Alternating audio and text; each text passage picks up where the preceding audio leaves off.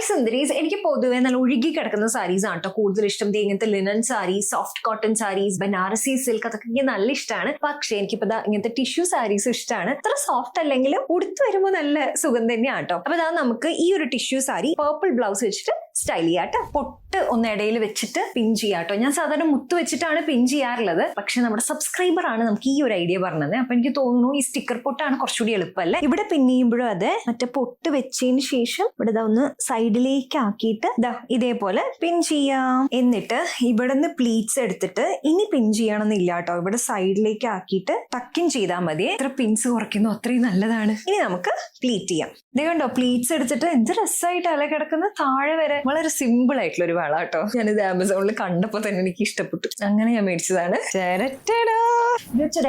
Lipstick ഞാൻ ഇട്ടിരിക്കുന്ന lipstick ഒന്നും കൂടി ടച്ച് ചെയ്യാണ്. സ്വിസ് ബ്യൂട്ടിയുടെ ഒരു ബ്രൗൺ ഷെയ്ഡാണ് കേട്ടോ. മുടി നമുക്ക് സൈഡ് പാർട്ടീഷൻ ആവാം കേട്ടോ. കുറച്ച് മുടി മാത്രം ഇങ്ങനെ ഫ്രണ്ടിലിടാം. ഈ കയ്യിൽ എന്തോ ഒരു കുറവ് പോലെ ഉണ്ട്. അപ്പൊ നമുക്ക് ഫാസ്റ്റ് ട്രാക്കിന്റെ ഈ ഒരു വാച്ച് ആവാം കേട്ടോ. ആക്ച്വലി ഈ ഒരു കോപ്പർ ബ്രോൺസ് ഷെയ്ഡ് ഉണ്ടല്ലോ, ഈ സാരിയുടെ ഒപ്പം നന്നായിട്ട് പോണുണ്ട്. അപ്പൊ ഇതാണ് നമ്മുടെ final look. Even though simple sari ആണെങ്കിലും ആ സാരിയുടെ ഷൈനൊരു പ്രത്യേക ഭംഗിയുണ്ട് അല്ലേ. നമുക്ക് ഫംഗ്ഷൻസിനൊക്കെ സിമ്പിൾ ആവണം, എന്നാ ഒരു ഡിഫറെന്റ് ലുക്ക് വേണം, എന്നാ ഒരു എലഗന്റ് ലുക്ക് വേണം എന്നാണെങ്കിൽ ഈ ടിഷ്യൂ സാരി ഡെഫിനറ്റ്ലി നമുക്ക് ഓപ്റ്റ് ചെയ്യാവുന്നതാണ് കേട്ടോ.